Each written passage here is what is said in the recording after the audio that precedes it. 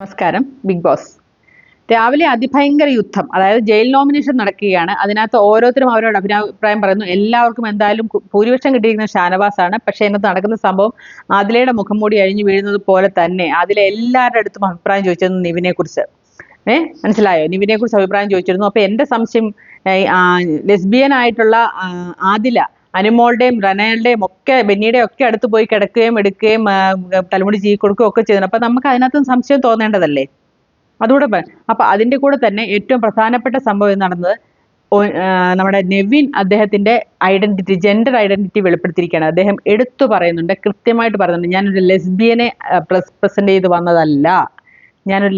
Represent ചെയ്ത് വന്നതല്ല, ഞാൻ വന്നത് സ്ത്രീത്വം കൂടുതലുള്ള പുരുഷന്മാരുള്ള ഒരുപാട് ആൾക്കാർ നമ്മുടെയൊക്കെ ചുറ്റുവട്ടത്തുണ്ട്, അവരെ റെപ്രസെന്റ് ചെയ്ത് വന്നതാണ് എന്ന് കൃത്യമായിട്ട് പറഞ്ഞു. ശരിയാണ്, അങ്ങനെയുള്ള ആൾക്കാരൊക്കെ നമ്മുടെ ചുറ്റുവട്ടത്തുണ്ട്. അവരൊക്കെ കല്യാണം കഴിച്ച് സുഖമായിട്ട് ജീവിക്കുന്നുണ്ട്. അവർ ലെസ്ബിയൻസ് അല്ല, അവരെല്ലാം ലെസ്ബിയൻസ് ആണൊന്നുമില്ല. അവർ ലെസ്ബിയൻസ് അല്ലാത്തവർ ഒരുപാട് പേരുണ്ട്. ലെസ്ബിയൻസ് ഉള്ളവരുണ്ടാവാം, പക്ഷെ അങ്ങനെ കാണാൻ കുറച്ച് കുറവാണ്. അപ്പം അവരെ പ്രതിനിധീകരിച്ചാണ് വന്നിരിക്കുന്നത് എന്ന് കൃത്യമായിട്ട് ഇതിനകത്ത് പറയുന്നുണ്ട്. അപ്പം ഈ ആദിലയുടെ മുഖംമൂടി അഴിഞ്ഞ് പോകുന്ന ഓരോ നിമിഷം അഴിഞ്ഞു പോകുമ്പോൾ നൂറയ്ക്ക് പോലും സപ്പോർട്ട് ചെയ്യാൻ പറ്റാത്ത നൂറയുടെ ഒരു വിഷണ്ണമായ മുഖവും നമുക്കവിടെ കാണാൻ സാധിക്കുന്നുണ്ട്. അപ്പം നമുക്ക് പലരും പറയുന്ന പോലെ തന്നെ ഈ ആതിരയുടെ ഒരു കുരുട്ടുകുത്തിയിൽ വീണുപോയ ഒരു മാടപ്രാവാണ് നൂറ എന്ന് നമുക്ക് എല്ലാവർക്കും തോന്നുന്ന പോലെ നമുക്ക് തോന്നിപ്പോകുന്ന ഒരു അവസരം.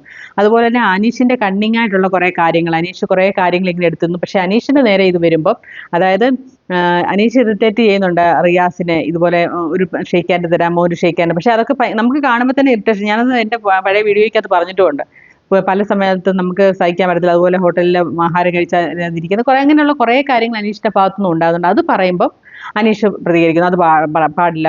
പക്ഷെ അനീഷിന് ആരെയും പറയാമെന്നുള്ളൊരു അവസ്ഥയും കൂടി ഇതിനകത്ത് കാണിക്കുന്നുണ്ട്.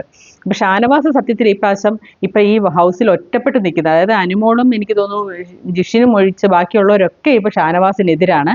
നിവിനെ എല്ലാവരും സപ്പോർട്ട് ചെയ്യുന്നുണ്ട്. കാരണം ആൾക്കാർ അവർ ചിന്തിക്കുന്നതെന്ന് എനിക്ക് തോന്നുന്നു, ലാലേട്ടൻ വരുമ്പോൾ ഷാനവാസിനെ വഴക്കറും നിവിനെ പുകഴ്ത്തും. അതിനുവേണ്ടിയാണ് റിയാസിനെ വിട്ടെന്നൊക്കെ ഒരു ഹിന്റാണ് ഇവർക്ക് മനസ്സിൽ വിചാരിച്ച് വെച്ചേക്കെന്ന് അറിയുന്നു. ഇനിയും ഇതൊക്കെ കഴിഞ്ഞിട്ട് മോഹൻലാൽ എന്താണോ വന്ന് പറഞ്ഞത്, പുള്ളി ചിലപ്പോൾ ഇതൊന്നും ടച്ച് ചെയ്യാതെ പോകും. കാരണം ലൈവിൽ ചിലപ്പം ഇതൊക്കെ കാണിക്കുന്നുണ്ട്, ചിലപ്പം എപ്പിസോഡ് വരുമ്പോൾ ഇതൊന്നും കാണിച്ചില്ലെന്നും വരും. എപ്പിസോഡിനകത്ത് എന്തൊക്കെയാണ് കാണിക്കും, ഇന്നലെ ഒന്നും കാണിച്ച പ്രധാനപ്പെട്ട ഒരു സംഭവങ്ങളും എപ്പിസോഡിനകത്ത് കാണിച്ചില്ല.